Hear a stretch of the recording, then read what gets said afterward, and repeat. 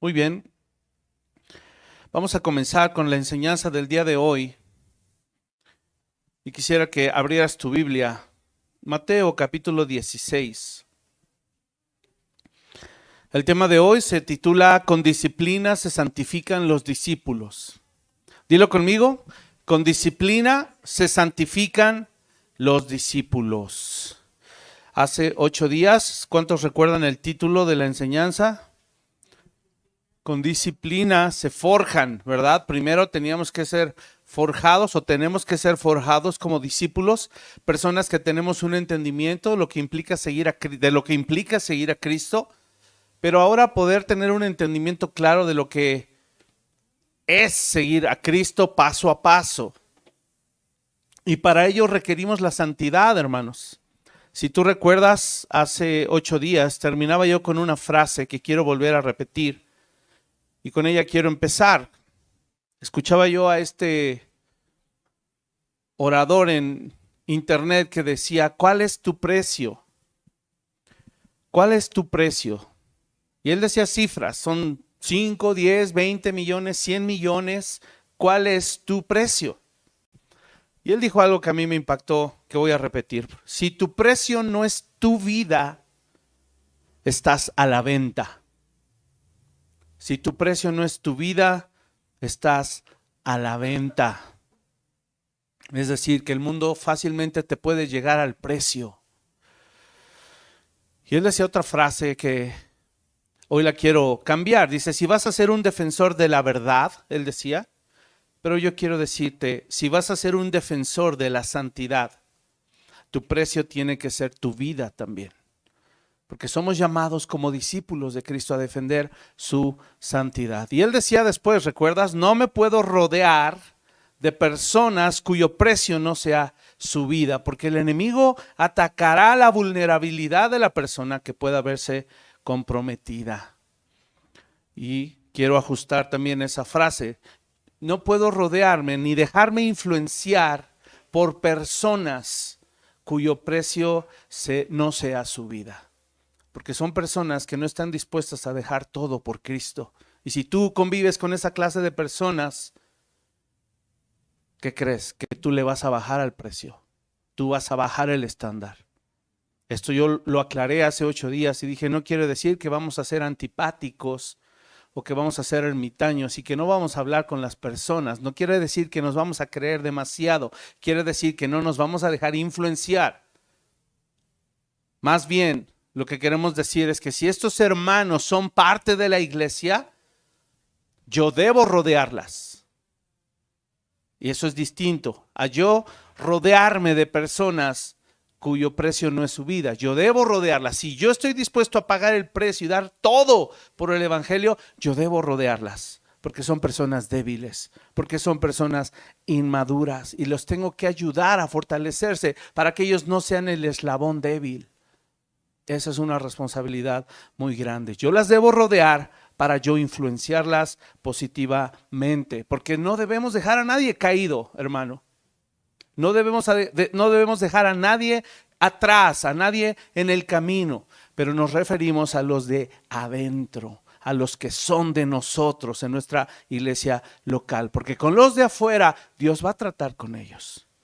¿Vale? Y hoy justamente hablaremos de eso, cómo Dios trata con los de adentro de casa, cómo Dios trata con los de afuera. ¿Vale? Vamos a Mateo 16 y vamos a dar lectura al verso 18. Si ya estás ahí, Mateo 16, versículo 18. Dice así, palabras de Jesús hablándole a Pedro, ¿verdad? En el contexto en donde él tuvo una revelación y Jesús les preguntaba a sus discípulos, ¿quién dicen ustedes que soy? Y Pedro dijo, tú eres el Cristo, el Hijo del Dios viviente, ¿verdad? Y Jesús le dijo, Pedro, esto no te lo reveló ningún hombre, carne ni sangre, sino mi Padre que está en los cielos. Y luego le dice, y yo te digo que tú eres Pedro, ¿verdad? Y después Jesús cita una frase muy importante, verso 18, y yo también te digo que tú eres Pedro. Y después Jesús refiriéndose a él, no a Pedro, refiriéndose a él mismo, y sobre esta roca edificaré mi iglesia y las puertas del Hades no prevalecerán contra ella. Di conmigo, hermano, yo soy la iglesia. Cristo es la roca. Y las puertas del Hades no prevalecerán contra nosotros. ¿Crees esto? Amén. Vamos a orar. Cierra tus ojos y te pido que ores también conmigo y por mí. Gracias, Señor, te damos esta mañana por tu bendita palabra y por lo que estamos a punto de exponer. Señor, pone en nosotros un temor santo, reverente, de manera que lo que expongamos, Señor, sea tu palabra. Usa mi boca, que sea tu Espíritu Santo guiando esta enseñanza. Abre nuestros corazones para que esta enseñanza pueda ser recibida en lo más profundo de Él, de manera que nos transforme, nos anime, nos lleve hacia la santidad. Que sepamos, Señor, que tu deseo es forjar una iglesia llena de seguidores tuyos, discípulos tuyos, gente dispuesta a que su precio sea su vida entera. Gente que menosprecie su vida, que valore la nueva vida que tú le das, Señor. Ayúdanos. Esto no lo podemos hacer nosotros mismos, por nuestra cuenta, ni en nuestro intelecto, ni en nuestras fuerzas. Esto es una obra espiritual que solamente, Señor, tú, a través de tu Espíritu Santo, a través del poder de tu palabra, puedes lograr en la vida de nosotros. Señor, esto lo creemos así y por eso te pedimos, aquí estamos dispuestos a que toques nuestro corazón y que nos transformes. Oramos todo esto y te lo pedimos en el nombre de Jesucristo, nuestro Señor y Salvador. Amén y amén. Qué tremendo pasaje, Mateo 16, donde Jesús dice, yo edificaré mi iglesia, tanto la fortaleceré, tanto estaré al frente, delante, alrededor de ella, que ni las puertas del mismo infierno van a poder prevalecer contra ella. 2 capítulos más adelante quiero que ojees por favor allí en tu Biblia y que allí pongas una marca en tu Biblia porque nos vamos a enfocar en estos versículos. 2 capítulos adelante, después de que Jesús dijo esta frase que él iba a edificar su iglesia, él estaba obligado a decir cómo es que la iba a edificar. Y tú y yo tenemos que ser muy claridosos en entender cómo es que Cristo edifica su iglesia. Tú y yo debemos tenerlo perfectamente claro, porque ¿a quién crees que Dios usa para edificar a la iglesia? A edificadores. El apóstol Pablo en su primera carta a los Corintios, capítulo 3, si mal no recuerdo, dice que cada uno de nosotros debemos ver cómo sobreedificamos. Porque Jesucristo fundó la iglesia con su propia persona. Él es la roca, ¿verdad? ¿Cómo se hacen las ceremonias? Poner la primera piedra.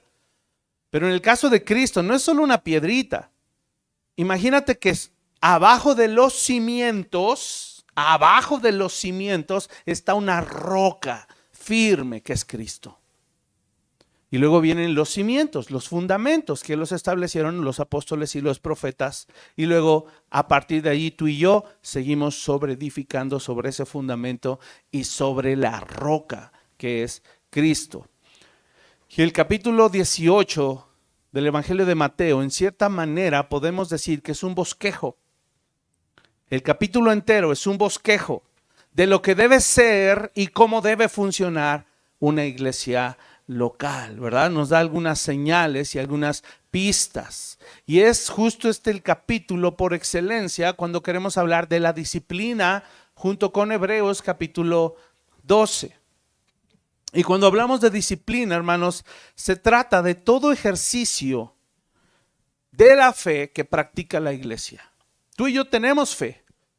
Y hace ratito en nuestra escuela dominical aprendíamos para qué se usa la fe. La fe se tiene que ejercitar, la fe tiene que ser viva, la fe no puede ser pasiva, tiene que ser activa. Así es de que la disciplina se trata de todo ejercicio de la fe que la iglesia practica y que tiene como objetivo, ¿qué crees, hermano? Ayudarnos a dejar de ser quien yo soy y ayudarnos a ser santos y ser más como Cristo. Para eso es la fe, para que tú y yo, después de haber sido salvos y justificados, aprendamos cómo ser justos y santos, cómo practicar la rectitud. Es como dejar de ser mentiroso, ¿verdad? Para ser veraz. Es como dejar de ser orgulloso para ser humilde. Es como dejar de ser adúltero para ser marido de una sola mujer, como lo dice la palabra. Es dejar de ser agresivo para ser manso. Dejar de ser rebelde para ser obediente. Y así puedo yo seguir, etcétera. De eso se trata la disciplina, de que ejercitemos nuestra fe. Y la disciplina nos enseña cómo lo vamos a hacer. Así es de que vamos a empezar a leer Mateo 18 en su contexto y vamos a ver los primeros 5 versículos. ¿Ya están ahí? Dice así: en aquel tiempo los discípulos vinieron a Jesús diciendo: ¿quién es el mayor en el reino de los cielos? Y llamando Jesús a un niño, lo puso en medio de ellos y dijo: de cierto os digo que si no os volvéis y os hacéis como niños, no entraréis en el reino de los cielos. Así que cualquiera que se humille como este niño, ese es el mayor en el reino de los cielos. Y cualquiera que reciba en mi nombre a un niño como este, a mí me recibe. Hermanos, estos primeros 5 versículos nos están dando el sello distintivo de cada miembro de la iglesia. Si tú eres miembro de la iglesia de Cristo, necesitas tener este sello distintivo. ¿Cuál crees que es? La humildad. La humildad es el sello distintivo de la iglesia. Jesús toma a un niño y se refiere a él y nos dice: si alguien es el mayor dentro de la iglesia local, no es el pastor. Si alguien es mayor, no son los diáconos. Si alguien es el mayor, no son los servidores. Si algo es el mayor, no son los miembros maduros de la iglesia. Jesús está diciendo: los que son mayores, ¿verdad?, en el reino de los cielos son los que son niños. Y con esto no se está refiriendo, ¿verdad?, a este concepto de infantilismo, nada más, en donde o no se está refiriendo directamente a los pequeños de edad, aunque sí sabemos que son muy importantes. ¿Bajo qué luz tenemos que interpretar este pasaje? Si tú y yo recordamos la enseñanza que Jesús le dio a Nicodemo en Juan capítulo 3, de hecho ahí se presenta todo el plan de salvación. ¿Qué le dijo a Nicodemo? Cualquiera que quiera nacer de nuevo, cualquiera que quiera ver el reino de los cielos, es lo que le estaba tratando de decir a Nicodemo, debe ¿qué? Nacer de nuevo. Y cuando alguien nace de nuevo, ¿en qué se convierte? En un niño. Básicamente en esa enseñanza Jesús le estaba diciendo a Nicodemo: tienen que hacerse como niños nuevamente. Y hacerse como niños, hermanos, tiene una implicación, es que tu vida tiene que volver a empezar de cero. Que tienes que dejar tu vida pasada y que tienes que empezar tu vida nueva como niño. Nadie, ningún ser humano que ha empezado su vida en este planeta Tierra empezó como adulto. Ninguno. Todos empezaron siendo bebés. Y su niñez duró muchos años. De hecho, si vas al pediatra, todavía te reciben a tu chiquito de 18 años, me parece. ¿Verdad? En la semana platicaba yo con un hermano y yo le decía: ¿qué nos hace creer que tener un INE ya nos hace ser adultos? Somos unos tontos, unos bobos a los 18 años. Somos unos niños, somos unos mocosos inmaduros. Pero ya, nos creemos mucho porque tenemos INE. ¿Qué nos hace pensar que a los 21, porque en otros países, no, hay que subirle 3 añitos, seguimos siendo unos tontos? ¿Ya? Por algo en la cultura judía era hasta los 30 años cuando se afirmaba un varón después de un proceso largo. Así es de que, como nuevos creyentes, ¿qué te hace creer o qué te hace pensar que cuando naces de nuevo en Cristo ya eres maduro? Hermano, no lo somos. Y toma tiempo, toma mucho tiempo. Si nos toma 30 años madurar en la vida terrenal, amado, ¿cuántos años crees que nos tome madurar en la vida espiritual? ¿Cuántos? Muchos años. Entonces, en el inicio de una nueva vida, como un niño pequeño, hermano, esto es necesario que lo entendamos. Cada nuevo creyente debemos entender que para entrar al reino de los cielos, todos entramos como niños. Para ser parte del reino de Dios, no se debe traer nada de la vida pasada. Eso significa, debe ser un cambio interno espiritual. No puede haber un esfuerzo humano, no puede haber algo que manche la obra de gracia de nuestro Señor. Es una obra meramente espiritual. Y hermano, renunciar a esa vida, renunciar a haber sido por años un adulto de pecado y convertirse en un niño cristiano, si entienden la analogía, requiere mucha humildad. Por eso los primeros 5 versículos habla de que el distintivo de todo miembro de la iglesia debe ser la humildad. Y es un rasgo de carácter que nos debe caracterizar toda nuestra vida cristiana. Toda nuestra vida cristiana, porque toda nuestra vida cristiana vamos a ser hijos. Vamos a tener a nuestro Padre a cargo de nuestra vida. Los discípulos de Jesús tenían pretensiones. No sé si tú notas en la pregunta que le hicieron, ¿verdad? Cuando le hacen esa pregunta, ellos estaban mostrando un deseo por la autoridad y por la preeminencia. ¿Quién es el mayor? ¿No? Yo creo que querían, a ver, dinos de todos nosotros quién es el más maduro que tú ves. Porque tenían una mentalidad de adultos pecadores. Y Jesús les dice, no me han entendido nada. Ven, Juanito, ¿verdad? Se encontró a Pepito. Se lo encontró. Ven, mijo. Este es el más importante. Y ustedes tienen que hacerse como este niño. Yo no sé si tú recuerdas, en la cultura judía, un niño menos de 12 años era importante. Para el varón no era importante, era alguien insignificante. Todavía no llegaba el tiempo en el que él lo iba a tomar. Eso era hasta los 12 años. Por eso Jesús dijo, tráiganme a un niño, para que sepan quién es el más importante. Necesitamos cambiar nuestra cultura en nuestra mente y nuestra forma de pensar para entender cómo abordar el evangelio desde la perspectiva de un niño. Y eso es en humildad, estar dispuestos a renunciar a nuestra vida pasada para adoptar una vida nueva como niños. Amén. Ahora, versos 6 al 9, vamos a leer. Dice, y cualquiera, escucha la advertencia, y cualquiera que haga tropezar a alguno de estos pequeños que creen en mí, mejor le fuera que se colgase al cuello una piedra de molino de asno y que se le hundiese en lo profundo del mar.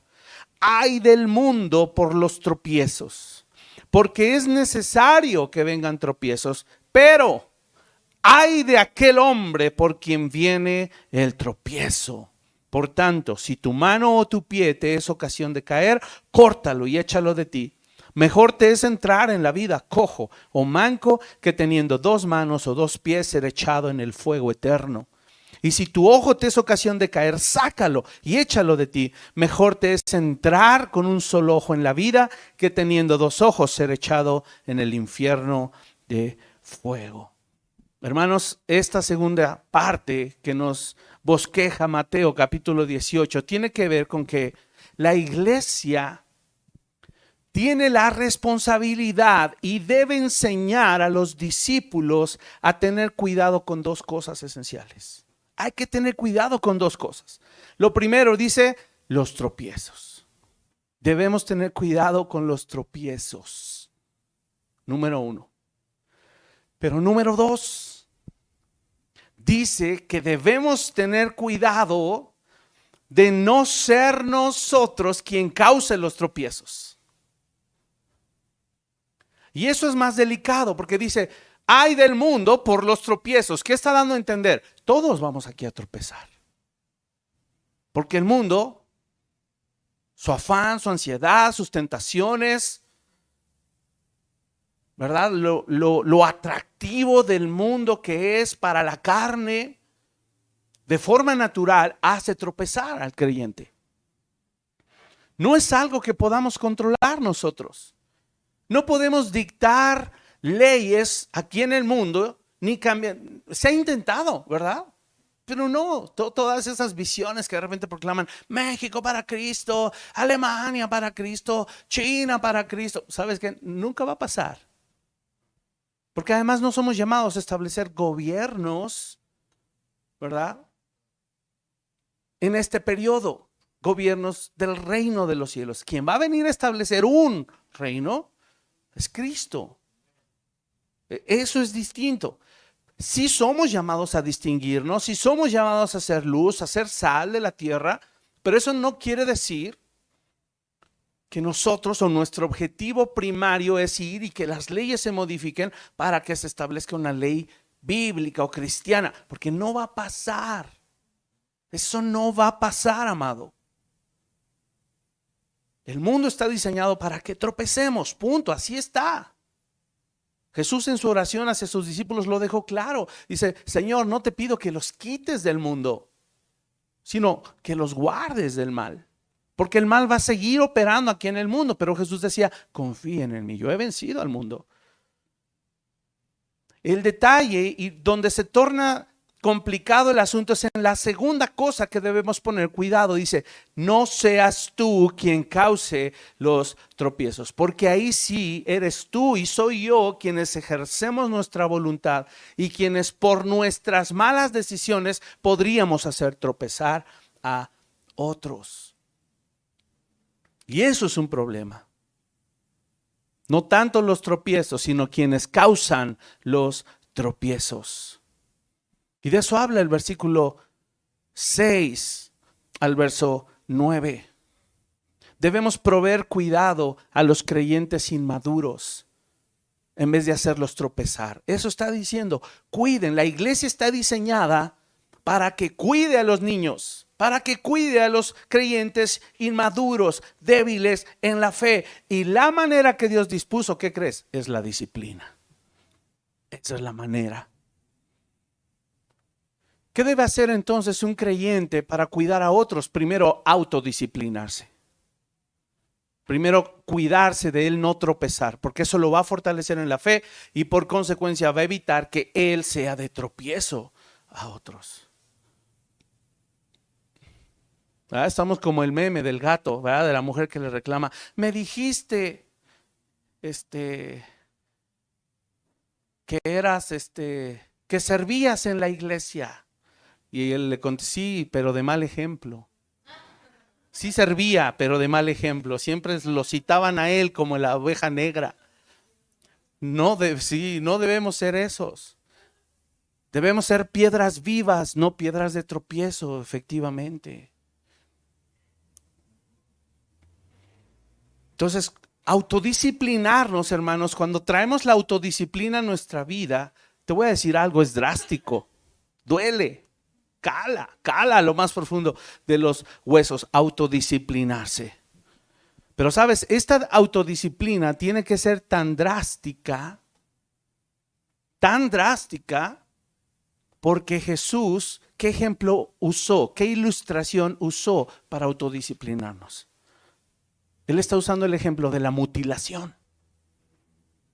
Dime si no es drástico santificarse.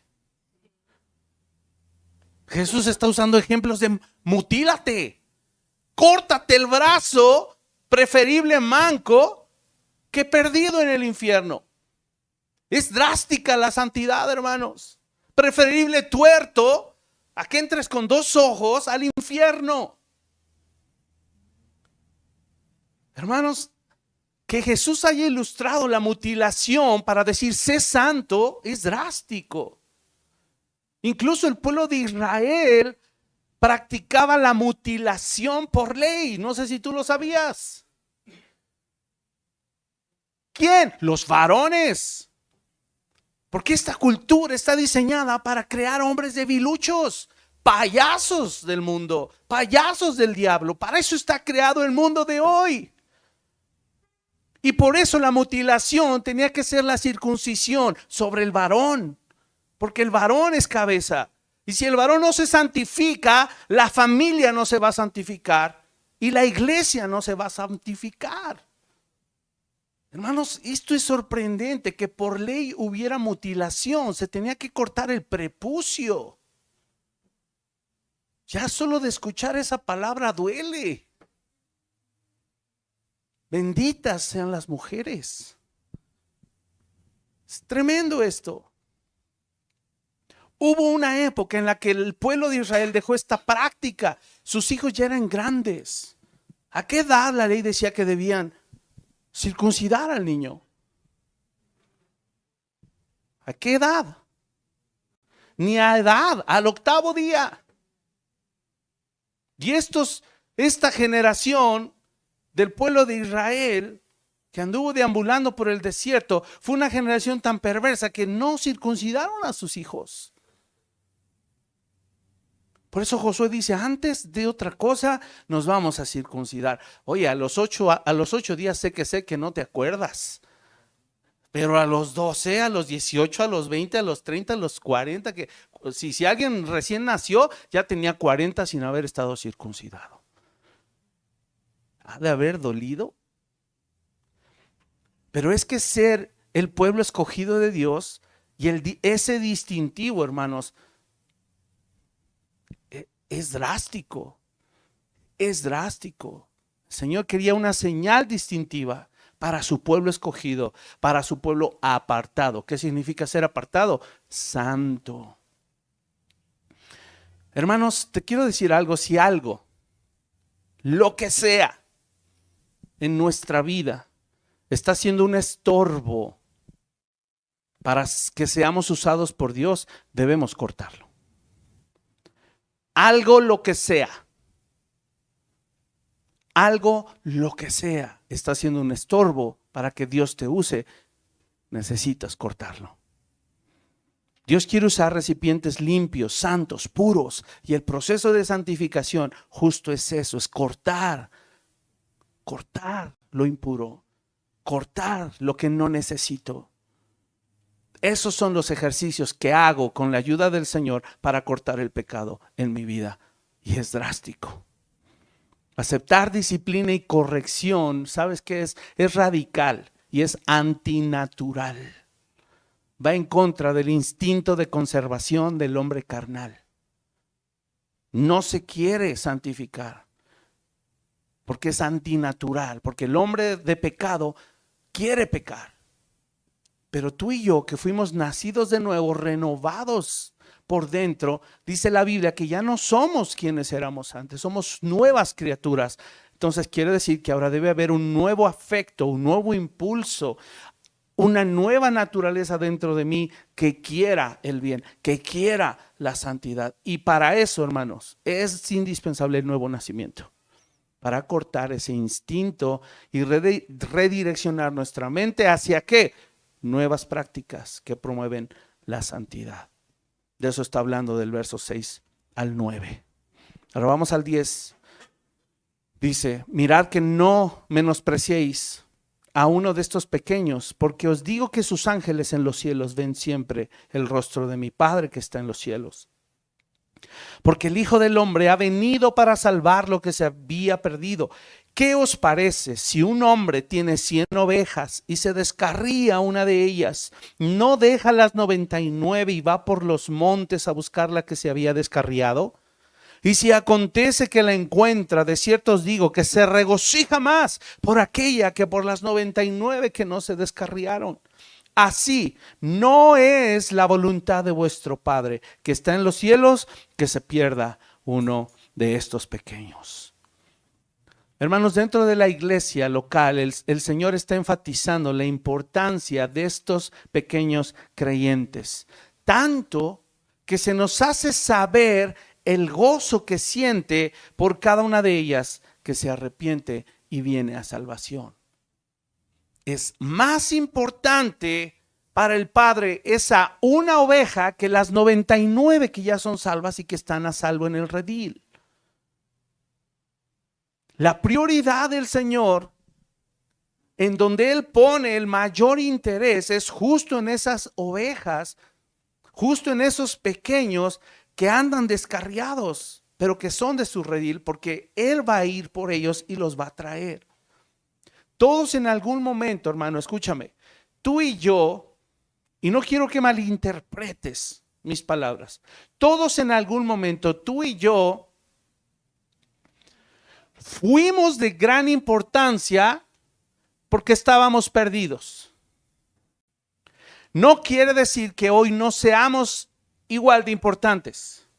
Pero lo que el Señor establece en esta parábola es que la prioridad del Señor son los que están perdidos. Y en algún momento tú y yo fuimos esos. Y en algún momento el Señor puso todo su empeño, todo su tiempo, todos sus recursos, a todos sus demás hijos, apuntando hacia quién, hacia ti y hacia mí, porque éramos niños, porque éramos descarriados, porque teníamos que aprender lo que era crecer hasta fortalecernos en la gracia. Porque no éramos sabios, recién nacimos de nuevo. Éramos una carga, como yo lo he dicho. Un bebé, Güero y Emily, es precioso, es hermoso, pero en las madrugadas cuando quieres dormir, no tanto. Es molesto. Nos saca de nuestra zona de confort. Y por amor hacemos todo lo necesario para que las necesidades de ese bebé estén suplidas. Es lo mismo que nuestro Padre hace. Pero dentro de la iglesia tiene que haber gente que ya maduró, gente que ya pasó por esa etapa, que quería toda la atención para ellas, y gente que hoy es la más importante dentro de la iglesia. Y ahorita vas a ver a dónde apunta esto. En la parábola vemos que hay una acción sobresaliente. Dice que el Señor deja las 99. ¿Por qué las deja? ¿Las deja descuidadas? No. Ya están en el redil. Y si algo sé, que es cuando vemos un rebaño, vemos muchas ovejas, generalmente es la mayoría, que siempre está cerca del pastor. ¿Sí lo han notado? Y hay unas pocas que están dispersas y unas cuantas que andan bien lejos a las faldas del cerro, ¿verdad? ¿Cuáles son las más importantes? Las que están lejos. Entonces, el pastor puede dejar un momento estas ovejas e ir a buscar a la que se perdió, porque él sabe que en cualquier momento que él hable, aunque sea de lejos, ¿qué van a hacer las demás ovejas? Oirán su voz y ¿qué? Y le van a seguir. Pero la que está perdida todavía no sabe oír su voz, por eso es la más importante. Y esta acción sobresaliente, hermanos, a nosotros nos debe dejar en claro la gran disposición que Dios tiene para salvar al pecador. Por eso lo enfatiza aquí Mateo 18. ¿Cuál debe ser el enfoque más importante de la iglesia? ¿Cuál? Ir por el pecador. Generalmente, ¿qué pasa dentro de las iglesias locales? ¿Pasa eso? No. ¿Hace cuántos meses o hace cuántos años no vamos afuera por los pecadores? Tenemos que llegar a ese punto. Pero ¿cómo el Señor va a dejar el redil si las 99 son pecadoras, rebeldes, inmaduras? Si Él se va, cuando regrese no va a haber redil. ¿Sí me explico el dilema al que se enfrenta la iglesia? Hay una gran disposición de Dios de salvar al pecador y de eso se trata este pasaje. Pero ahora vamos a la parte central, vamos a la parte de los que aquí estamos. Vamos a la parte del redil, las 99, que se supone que somos las maduras, las que oímos la voz del Señor y a cualquier mandato de su voz decimos, ve. O sea, sí, Señor. Amén. Gracias, sí. Esos deberíamos ser tú y yo. Entonces vamos al tema central, versículo 15. Dice, por tanto, si tu hermano peca contra ti, ve y repréndele. Escúchame, ahorita vamos a ver este asunto de por tanto. Esa frase que inicia el verso 15 es clave. Por tanto, si tu hermano peca contra ti, ve y repréndele estando tú y él solos. Si te oyere, has ganado a tu hermano, mas si no te oyere, toma aún contigo a uno o dos para que en boca de 2 o 3 testigos conste toda palabra. Si no los oyere a ellos, dilo a la iglesia, y si no oyere a la iglesia, tenle por gentil y publicano. De cierto os digo que todo lo que atéis en la tierra será atado en el cielo, y todo lo que desatéis en la tierra será desatado en el cielo. Otra vez os digo que si dos de vosotros se pusieren de acuerdo en la tierra acerca de cualquier cosa que pidieren, les será hecho por mi Padre que está en los cielos, porque donde están dos o tres congregados en mi nombre, allí estoy yo en medio de ellos. Hermano, generalmente los problemas dentro de la iglesia local son causados por relaciones entre hermanos, si no es que el 99.9%. Eso es la mayoría, o sea, casi todos, ¿verdad? Discusiones, pleitos, desacuerdos, malos entendidos, formas de pensar, formas de sentir, chismes y le puedo seguir, etcétera, ¿cierto? Pero todo esto tiene solución. Todo esto tiene solución, hermanos. Somos llamados a estar en unidad en todo. Somos llamados a estar de acuerdo en todo. Todo. ¿Por qué? Porque la palabra de Dios dice todo en lo que debemos ser uno. No hay un aspecto que se salga de la Biblia en lo que no debamos estar de acuerdo. No hay un solo aspecto en la Biblia donde dice que tú lo interpretas a tu manera y tú lo interpretas a la tuya. No hay una sola cosa en la que tú y yo podamos estar divididos. Pastor, pero es que las doctrinas periféricas, por favor, engánchate, entiéndeme, no estoy hablando de las doctrinas periféricas, estoy hablando del evangelio fundamental. Muerte, sepultura, resurrección, la fe, el pecado, la gracia, bautismo, etcétera, etcétera. Lo fundamental, obviamente, estamos hablando. Y cuando dice por tanto, ¿a qué se refiere? Esa palabra, esa frase quiebra todo. Lo que está diciendo es, a raíz o por las razones que acabo de dar, ¿verdad? Desde el versículo 1 hasta ¿cuál? Hasta el 14. No son temas separados como a veces pensamos. A veces pensamos que en los evangelios todos los subtemas que hay ahí en nuestra Biblia son temas separados. Algunos sí. Y cuando es un tema separado, ¿sabes cómo inicia la frase? Dice cosas como, después de esto Jesús fue a Samaria. O pasando el tiempo, pasando unos días, el Señor, Así empieza el capítulo 18. ¿Cómo empieza diciendo? El capítulo 18. En aquel tiempo, ahí está empezando otra cosa. O sea que el capítulo 17 no está relacionado con el capítulo 18, pero aquí sí, el capítulo 18 está todo relacionado. ¿No ves una ruptura? A la mitad del capítulo, cuando dice por tanto, significa del 1 al 14, les voy a explicar por qué les dije del 1 al 14. Es decir, por las razones que acabo de mencionar, que en la iglesia hay niños inmaduros, los cuales son los más importantes en el reino de los cielos, y porque es nuestra responsabilidad cuidarlos, por tanto, debemos ser nosotros quienes dan el primer paso. ¿Quiénes nosotros? Las 99. Porque nos encanta el himno de las 99. Porque decimos, yo soy esa una perdida en el pecado y Dios fue y me rescató. Hermano, ¿toda tu vida te la vas a pasar siendo la una? ¿Cuándo vas a ser de las 99? ¿Deberían escribir himnos de las 99?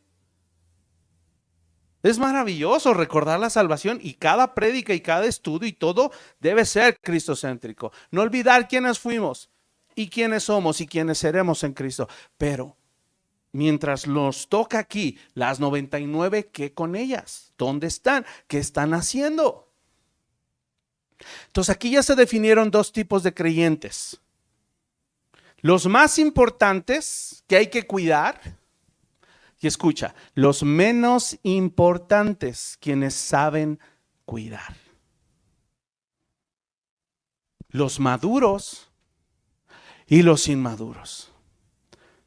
Las 99 y la oveja perdida. Yo te pregunto, ¿de cuál eres? ¿Cuál eres? ¿De los que hay que cuidar? ¿Todavía? ¿O de los que saben cuidar? Hermanos, si eres de los maduros es porque ya desarrollaste la humildad. Escucha esto.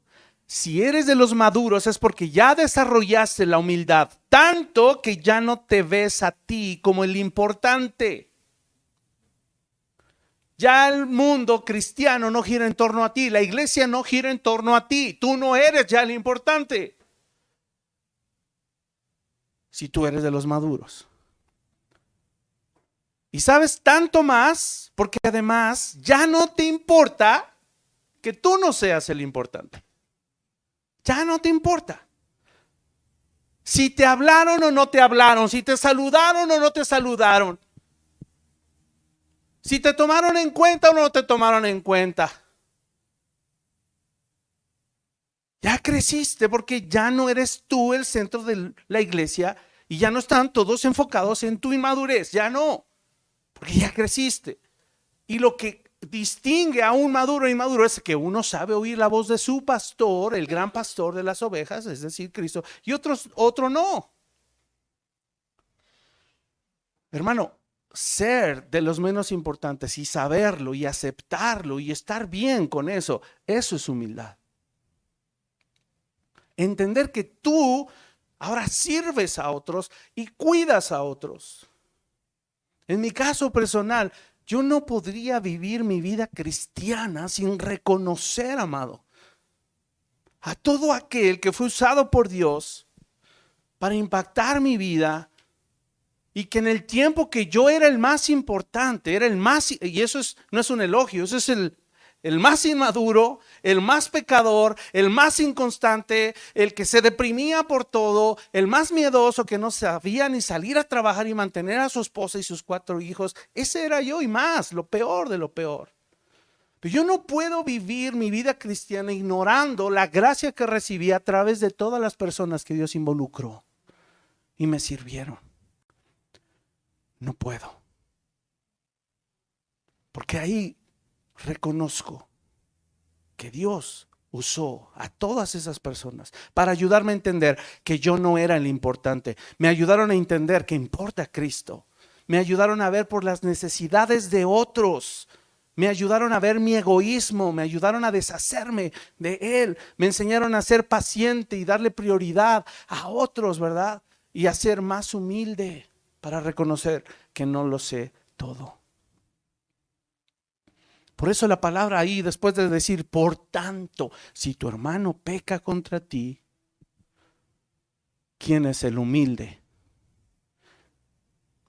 Pero no lo hago porque me sigo creyendo el más importante. Por eso no voy yo. No, él pecó, él me ofendió, él me hirió. Bueno, eres de los que necesita ayuda. Y está bien, la vas a recibir de parte del Señor. Si tu hermano peca contra ti, ve y repréndele estando como tú y él solos. Si te oyere, has ganado a tu hermano. Hermanos, el no ir, el no hacer esto, no obedecer esto, dice, hay personas que pretenden enterrar los problemas. Pretenden que con ocultar la situación todo se va a resolver. Pero por eso viene esta frase coloquial mexicana, ¿verdad? Creemos que con enterrar al muertito ya todo está solucionado. Pero ¿sabes cuál es el problema de enterrar al muertito? Porque además esa no es la manera en la que solucionamos los problemas. ¿Sabes qué va a pasar? Pequeño detalle, que en unos días el muertito va a apestar. En unos días el muertito va a apestar. Y cuando dice, ve y repréndele estando tú y solos, es, no entierres al muertito, afronta la situación. Y a solas, ¿por qué? Porque él es un niño. Porque no tiene la madurez todavía de darse cuenta que es él quien tiene que venir a pedir perdón. Empezando porque ofendió, es el niño porque ofendió. No va a ir porque es niño, porque es inmaduro. Ve tú y estando a solas para que cuides su corazón. ¿Por qué a solas? Porque no tengo que andar esparciendo el chisme. que se llama murmuración, ¿verdad? Porque eso solo demuestra que tú eres igual de inmaduro que el otro. Porque la palabra no dice ve y cuéntaselo a quien más confianza le tengas. Generalmente es ve y cuéntaselo a quien más chismoso es también, igual que tú. Eso es la realidad de las cosas. Quien te lo va a recibir y no te va a decir nada. O aquellos que están creciendo en la fe. Hermanos, esta es la forma en la que la palabra de Dios nos instruye a tratar estos problemas. Dice a solas. La única autorización de contárselo a alguien más es cuando no te escucha. Y entonces vas con alguien más y él va a venir contigo para reprenderlo en grupo, 2 o 3. Mas si no te oyere, dice el verso 16, toma aún contigo 2, 1 o 2, para que en boca de 2 o 3 testigos conste toda palabra. Mira, ¿qué sigue? Si no los oyere a ellos, dilo a la iglesia. Y si no oyere a la iglesia, tenle por gentil y publicano. Si no te oyere. Si no te oyere. Mira, hermano, algo sé. Generalmente a la primera se resuelve. A la primera. Gracias a Dios, aquí en la iglesia no hemos llegado más que a la etapa 2. Porque en los otros casos de gente que se fue, no quisieron pasar por este proceso. Esa es la realidad. Así de claro se tiene que decir. No quisieron pasar. Algunos ni por el 1, algunos ni por el 2, algunos ni por el 3. Consecuencia, ellos se pusieron en el 4. Así de simple es la disciplina. Porque dice la palabra, el que causa división después de 1 o 2, expúlsalo de la iglesia. El no querer venir y arreglarse a la manera bíblica están causando división. Y esto es grave porque el asunto es que están dividiendo el cuerpo de Cristo.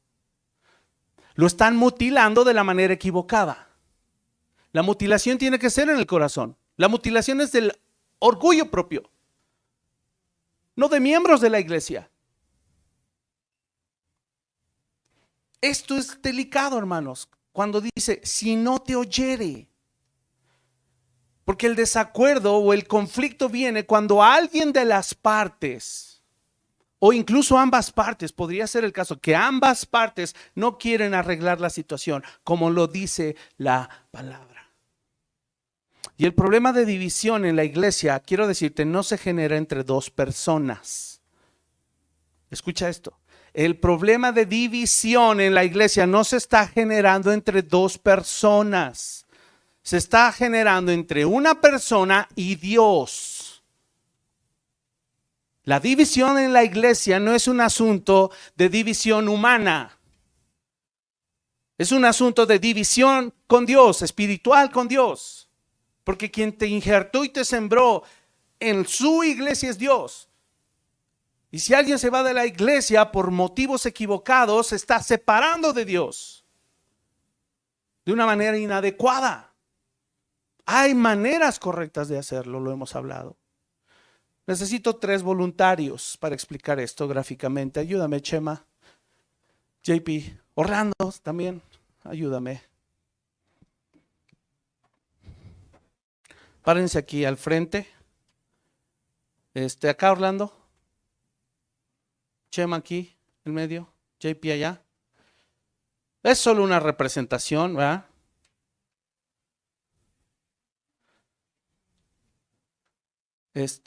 Ponme esta atrás de ti. Esta atrás, aquí atrás. Las hagas cuando yo te diga. A ver, Chema. A ti te toca esto. ¡Ay! Todos digan, ¡ay, Chema! Y esta JP. Todos digan, ¡ah, JP! Júntense, júntense. Ok. ¿Qué tenemos allí? Tenemos 3 partes.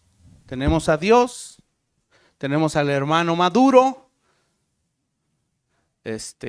no el expresidente, ¿va? El hermano. Al hermano que es maduro y al hermano inmaduro. ¿Sale? Resulta que Chema y JP se pelearon. Más propiamente dicho, el hermano inmaduro se peleó con el maduro y lo ofendió. ¿Sale? A Chema le dolió en su corazón, fue al Señor, desahogó sus emociones, habló con sus papás, buscó sabiduría, pidió consejería con el pastor, le orientó en base a la palabra qué debía hacer, le recordó Mateo 18, Chema recibió la palabra con gozo y entonces él dice, voy a ir a hablar con mi hermano que pecó contra mí, él me hirió, JP me hirió, me ofendió, pero yo voy a ir a hablar con él. Y entonces Chema va obedientemente en amor, se pone de acuerdo con JP. JP dice, sí, herí a mi hermano, ching, qué mal hermano soy. Eso le compungió en su corazón, oró, se arrepintió. Después fue y habló con el pastor y le dijo, me quiero bautizar, pastor, porque me impactó el testimonio de mi hermano, porque antes me golpeaba y ahora vino y se quiso arreglar tiernamente conmigo. Estoy sorprendido y su fe ha impactado mi corazón de manera que hoy quiero rendir mi vida al Señor y seguir a Cristo como mi hermano lo hace. Dice uno, esos problemas que hiciéramos en la iglesia, ¿verdad? Pero como no hacemos eso, pues genera otra clase de problemas. Lo que ocasiona entonces es que a base de que un hermano inmaduro recibe la disciplina correcta de parte de nosotros, los que maduran, ¿qué va a suceder? Que entonces nuestro hermano inmaduro, ¿qué va a pasar con él? Va a ser un hermano maduro, ¿verdad? Ahora, aquí está el asunto. El hermano maduro, regrésale tu letrerito porque te volviste a pelear y le volviste a ofender, ¿verdad? Y no fue tan en serio. El hermano maduro está caminando con Dios, ¿cierto? Él, ¿con quién está teniendo una relación? Con Dios. Sácame ahí la flechita. No, pero no bajes el título. Sí, ponlo acá. No, acá. Y acércalo allá. Eso. El hermano maduro, ¿con quién está teniendo una relación? Con Dios. ¿Está siendo uno con quién? Con Dios. Y este es el asunto. Él está caminando con Dios, él está creciendo en Dios, él está obedeciendo a Dios y Dios le está pidiendo que si su hermano peca contra él, él va y hace caso, ¿cierto? De modo que eso lo posiciona en una relación correcta con quién, con su hermano o con Dios. Con Dios. Obedecer a Dios hacia otras personas refuerza esto, no eso de allá. ¿Sale? Ahora regrésale el letrero, vamos a suponer que JP ya está en Cristo, ahora sí, se arrepintió, la segunda era la buena, ya está en Cristo. Ahora, ¿qué sucede? Que esto pasará así. ¿Por qué no? ¿Qué va a pasar aquí? La relación más importante no es esa de allá. No es hermano con hermano. La relación más importante es de nosotros con Dios. De esta relación se desprende la otra relación. ¿Qué va a suceder? Que ahora son hermanos. ¿Cómo qué? Como uno. Porque ellos ¿qué son? Chema es una iglesia y JP es otra iglesia. ¿Ellos qué son? Una unidad. Ellos son la iglesia.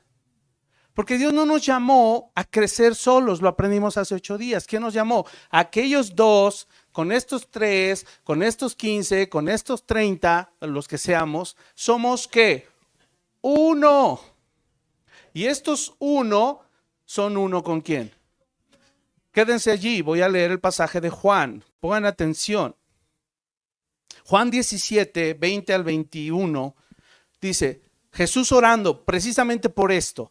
Dice, mas no ruego solamente por estos, sino también por estos. Jesús se refería a sus discípulos, ¿verdad? Un Chema, por así decirlo. Dice, Señor, no te ruego solo por Chema, te ruego por los que han de creer en mí, que son otros, como JP, por la palabra de ellos, Porque él dio testimonio de la palabra de Dios y le predicó a su hermano, no solo con el ejemplo, sino le empezó a predicar el evangelio. Entonces él creyó por la palabra de él, ¿cierto? Jesús está orando tanto por estos como por estos. ¿Y qué dice después? Para que todos sean, ¿qué? Uno. Todos en la iglesia, hermanos, representados en Chema y en Juan Pablo, todos aquí en esta iglesia somos llamados a ser uno, no 8. Por eso vienen las divisiones, porque alguien quiere pensar distinto, no a mí, no a ti, quiere pensar distinto a Dios, quiere pensar distinto a lo que su palabra dice.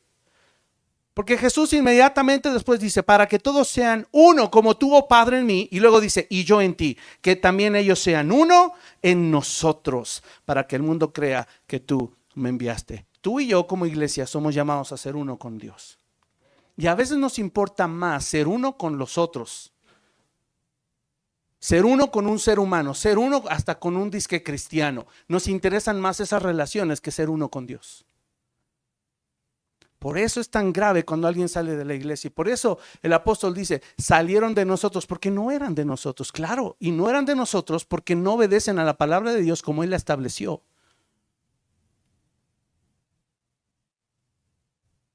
Te quiero preguntar, ¿te impacta esto o te da igual? Porque si te da igual, me asustaría. Antes de mi susto, vamos a dar un aplauso a los artistas, a los actores. Pueden tomar su lugar. Hermanos, esto es grave y drástico también. Mira, esa persona que necesita disciplina, esa persona que no anda en los caminos o en la voluntad de Dios, necesita apoyo no moral. Esa persona necesita disciplina, porque eso es lo que la Biblia dice. No solo ellos, tú y yo hemos necesitado disciplina. Acuérdate, cuando tú y yo no andábamos en los caminos de Dios como debíamos andar, nuestra práctica seguía siendo el pecado. Acuérdate. Yo me acuerdo y me da mucha tristeza. Y hoy, por su gracia, porque yo no me puedo aquí poner que, ya, no. Como dice Pablo, no pretendo haberlo alcanzado. Y después de Pablo, que él se puso el primer pecador, ahí estoy yo atrás de él, en la fila. Dios me libre de eso. No es la intención. La intención es que tú en tu mente concibas lo grave de no ser uno con Dios, andar con Dios. Porque si tú no andas bien con Dios, tus relaciones con tus hermanos no van a fluir como deben ser. Empezando por tu esposa y tus hijos. Esa persona que necesita disciplina, o nosotros mismos cuando necesitamos disciplina, es porque presentamos un problema de incongruencia. Lo que quiere decir que nuestros dichos no concuerdan con nuestros hechos. Por eso esa otra frase coloquial mexicana, del dicho al hecho hay mucho trecho. Y buscando qué es incongruencia, hermano, es la falta de lógica. Incongruencia es la falta de sentido o conexión entre ideas, entre dichos o hechos. Eso es ser incongruente. ¿Qué resulta? Incoherencia. Porque tus palabras no tienen relación con tus hechos. Digo ser cristiano, pero no actúo como cristiano. Y eso causa contradicción, ¿cierto o no? Se manifiesta la contradicción. ¿Sabes qué es la contradicción? Una falta de armonía entre lo que se cree y lo que se hace. Es eso. No se alinea tu acción con tu creencia.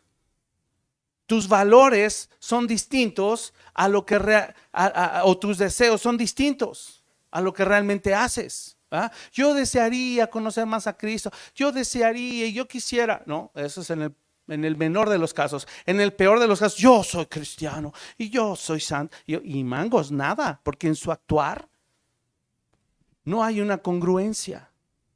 Jesús hablaba de eso varias veces. Él citó, ¿acaso puede salir de una misma fuente agua dulce y agua amarga? No, ¿verdad? Jesús mismo diciendo, ¿acaso puede un ciego guiar a otro ciego? No. Santiago lo dice, ¿acaso la higuera puede producir aceitunas? No. ¿La vid puede dar higos? No. Todo lo que se siembra en el corazón es lo que produce.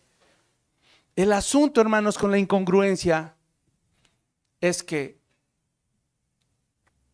cuando somos incongruentes es porque falta que nuestro pensar, nuestro sentir, nuestro hablar y nuestro actuar concuerde. ¿Con quién? Esté en armonía y sea uno con la palabra de Dios, con Dios. Si yo no concuerdo con Cristo, yo no voy a concordar con otros hermanos.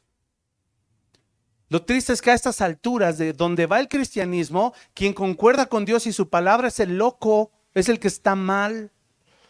Ese es el verdadero problema. Por eso otra frase coloquial, ¿somos o no somos? ¿Con qué tipo de cristianos concuerdas? Pregúntate. No hablo del tipo de gente del mundo, hermano. No estoy hablando de los gentiles o los del mundo. No. Estoy hablando con los que se dicen ser creyentes, esos cristianos, ¿verdad? Que dicen, yo soy hijo de Dios, nací de nuevo. Ok, esos. Pregúntate, ¿cómo llevan su cristianismo? ¿Es acorde a Cristo o es acorde a un falso Cristo? Solo basta ahondar un poquito más en el tipo de música que escuchan y se permiten. Solo basta ahondar un poquito en las actitudes que pueden tener cuando se les disciplina. Solo basta en que ahondemos un poquito en el tipo de programas que se permiten ver en la televisión. Solo basta ver un poquito en el tipo de cosas que persiguen en su vida, que es lo importante para ellos, para darte cuenta. No hay que escarbar mucho, se ve cuál es el tipo de cristianismo que quieren profesar. ¿Con quién concuerdas? Porque la disciplina que el Señor quiere establecer en su iglesia requiere estar de acuerdo, no solo entre los dos de acá, ya viste. La disciplina no requiere que estemos de acuerdo entre hermanos, sino que estemos de acuerdo con Dios y sus lineamientos. ¿Por qué? Porque el verso 18 lo dice, de cierto os digo que todo lo que atéis en la tierra, o sea, los acuerdos que hagan aquí terrenalmente, ¿dónde será atado? En el cielo. Todo lo que desatéis en la tierra será desatado en el cielo. Otra vez os digo que si dos de vosotros se pusieren de acuerdo en la tierra acerca de cualquier cosa que pidieran, les será hecho por mi Padre que está en los cielos. Porque donde están dos o tres congregados en mi nombre, allí estoy yo en medio de ellos. Hermanos, estos versículos solo están diciendo que el aval es Dios. Los acuerdos que se hacen aquí, ¿quién los avala? Dios. El respaldo de Dios para los creyentes en la tierra, escúchame, quienes le representamos aquí en la tierra, su respaldo es darnos aval y autoridad para hacer esos acuerdos, ponernos de acuerdo aquí. Yo no sé si tú lo habías visto o no, pero el que tú te reconcilies con un hermano, como eso es parte de la voluntad de Dios, cuando tú te reconcilias con un hermano, Dios lo avala. En el cielo. Escucha. No es cualquier cosa reconciliarte con alguien. Necesita ver, aquí en la tierra, la iglesia necesita ver reconciliación avalada por el cielo. Porque la iglesia no es un organismo terrenal, es un organismo divino, celestial. Por eso todo lo que sucede aquí en la tierra tiene que ser orado y tiene que ser basado en la palabra de Dios. Todo. Si tú y yo hacemos cosas como iglesia que van en contra de la Biblia, Dios no va a dar su aval. Dios no va a bendecir esas acciones. Dios no va a prosperar esas decisiones. Solo porque tú y yo creemos o pensamos que así debe ser. ¿Por qué? Porque así quise.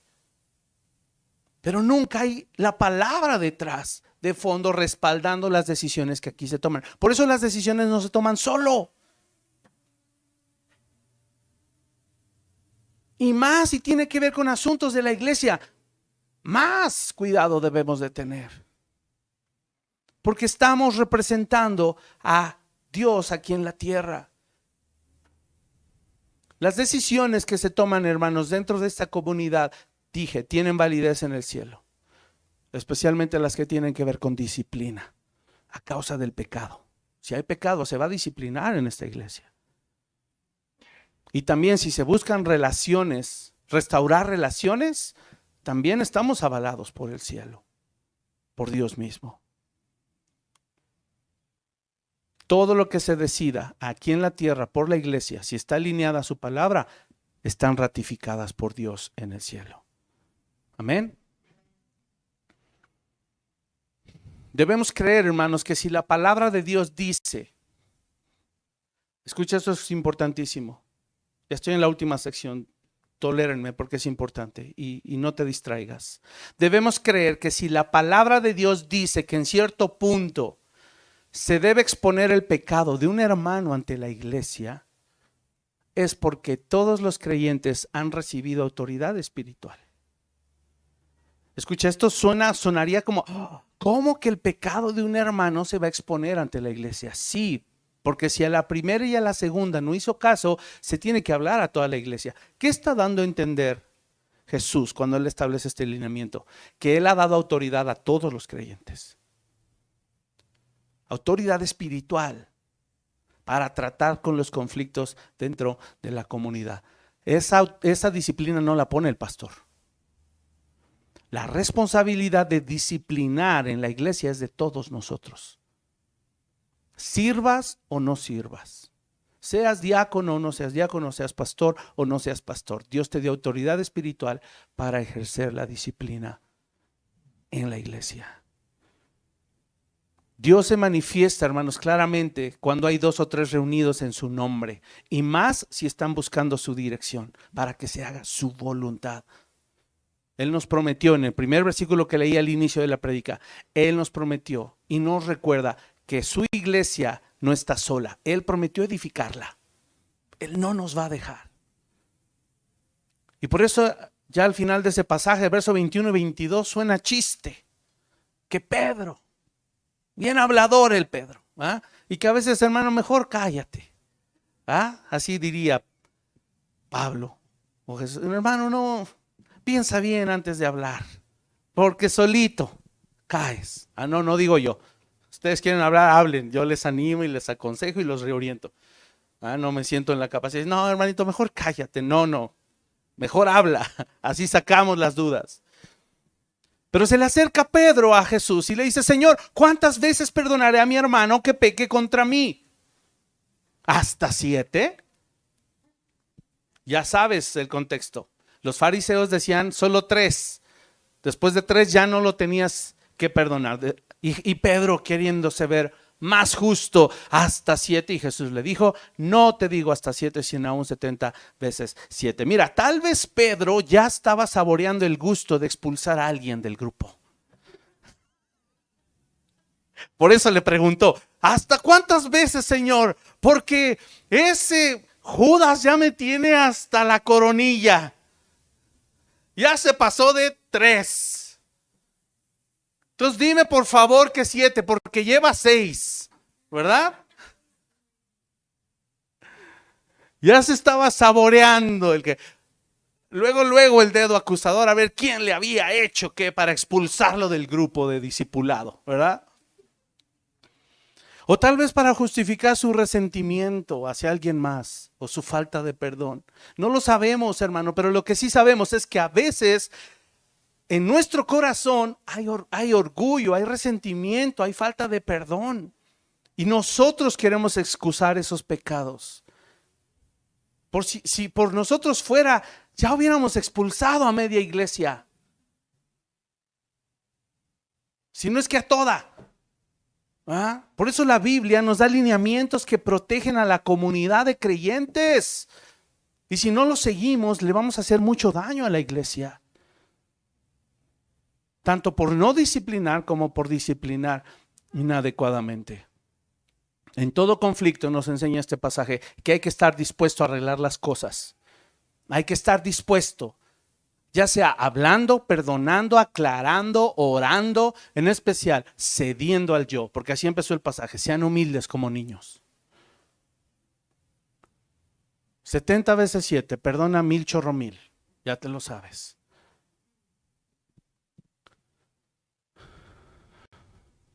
Pero hermanos, cuidado con esto. Si queremos que alguien ceda en algo que va en contra de lo que Dios dice, no es posible estar de acuerdo. Si para arreglarme con alguien, con cualquier persona, yo tengo que desobedecer la palabra de Dios, nunca voy a estar de acuerdo con esa persona. Nunca. Porque es en base a los lineamientos de Dios, no los míos. Cuando atropellamos las verdades de la palabra, cuando falseamos la verdad, cuando difamamos o pisoteamos a otros hermanos, o incluso pasamos por encima de la autoridad de Cristo, no hay manera de reconciliarse con esas personas. Así de claro te lo digo, no hay manera. Esa persona tiene que ser disciplinada de acuerdo a la palabra de Dios, y si no hace caso, debe ser expulsada de la iglesia. Así de claro. Ya no vamos a desglosar todo el pasaje, pero al final de ese capítulo, tú sabes esa parábola, ¿verdad? Que debía mucho dinero un siervo a su señor y el señor le perdonó todo. Y saliendo de ahí se encontró uno que le debía bien poquito y lo metió a la cárcel. Verso 34 dice al final: entonces su señor enojado le entregó a los verdugos hasta que pagase todo lo que debía. Así también mi Padre Celestial hará con vosotros si no perdonáis de todo corazón cada uno a su hermano sus ofensas. Nos pone en una situación delicada, porque si guardamos rencor y amargura, el Señor no nos va a liberar hasta que paguemos toda esa deuda. He escuchado de todo cuando la gente carga rencor, resentimiento, orgullo, amargura. Desde que quieren llevar a los exorcistas, ¿verdad?, de la iglesia, hasta sus terapias psicológicas. Prefieren llamarle demonios o potestades a esos pecados, que eso es su nombre correcto, son pecados. Prefieren eso a quebrantar su orgullo y arrepentirse. Lo que va a pasar es que esas personas van a seguir sufriendo las consecuencias de su amargura y su resentimiento. Eso es ser entregado a los verdugos.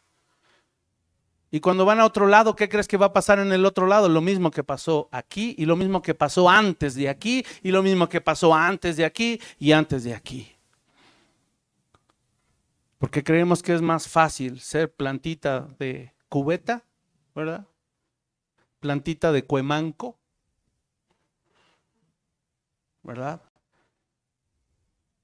Que un árbol en un bosque que fue plantado y lleva ahí años creciendo y dando fruto. Es más fácil ser plantita de cuemanco, hermano. Es más fácil. Para perdonar se requiere encomendar toda nuestra vida, no reservarnos nada. En la cruz del Calvario, nuestro amado Señor Jesús citó el Salmo 31:5, dijo: Padre, en tus manos encomiendo mi espíritu. Esa frase trasciende más. Esa es la frase que nosotros deberíamos decir todos los días: Padre, en tus manos encomiendo mi vida, para que se haga tu voluntad y no la mía. Esa entrega de Jesús en la cruz fue una entrega suprema, completa. Si Él te está llamando a tomar tu cruz, negarte a ti mismo, es para que haya una entrega suprema. Jesús les dijo: si quiere alguien venir en pos de mí, niéguese a sí mismo, tome su cruz y sígame. Todo el que quiera salvar su vida la perderá, y todo el que pierda su vida por causa de mí la hallará. ¿De qué te aprovechará, amado hermano, si ganas todo el mundo, si ganas amigos en otros lados, si ganas popularidad en el mundo, si ganas mucho dinero en tu cuenta de banco, si pierdes tu alma? No vas a poder pagarle al Señor por tu alma. No te va a alcanzar, ni me va a alcanzar a mí. La santidad promueve la disciplina, promueve la santidad. La disciplina nos ejercita para vivir y aplicar cada palabra que hemos recibido. Por eso es indispensable en la iglesia local. Si acepto la disciplina, quiere decir que confío plenamente en Dios como su hijo. Confío que Dios me va a llevar a buen término y al final de la carrera podré verle cara a cara porque Él me está impulsando a la santidad. Porque sin santidad nadie verá a Dios. Que el Señor nos ayude, amado hermano. Cierra tus ojos y queremos terminar con este canto.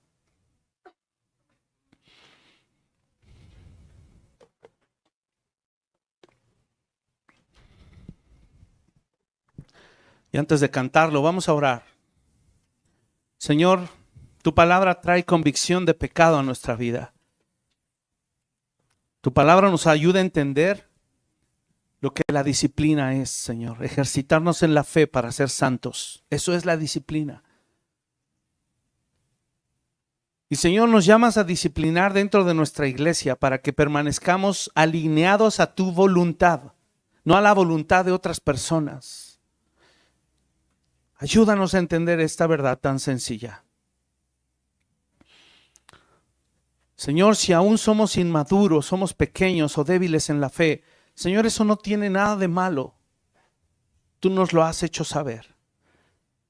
Simplemente nos haces saber que somos muy importantes para ti. Tanto que vas a mover cielo, mar y tierra para alcanzarnos. Así como dejas las 99 para ir por una sola. Así de importantes somos, Señor. Nos muestras tu disposición de salvar. Nos muestras el gran deseo de tu corazón de conformarnos a la imagen de tu Hijo Jesucristo. Y por eso haces todo ese esfuerzo, Señor, para cautivar, atrapar nuestro corazón, para animar, consolar, alentar, exhortar, Señor, y hasta disciplinar, castigar y azotarnos cuando es necesario. Que cada uno de nosotros entendamos la importancia de la disciplina, porque produce santidad y sin santidad nadie te podrá ver. Por eso, Señor, es tan importante la disciplina en nuestra iglesia local. Ayúdanos como iglesia a crecer juntos, a madurar juntos. Y que tengamos, Señor, una convicción total de lo que es aceptar tu disciplina. Una convicción segura, una convicción confiada.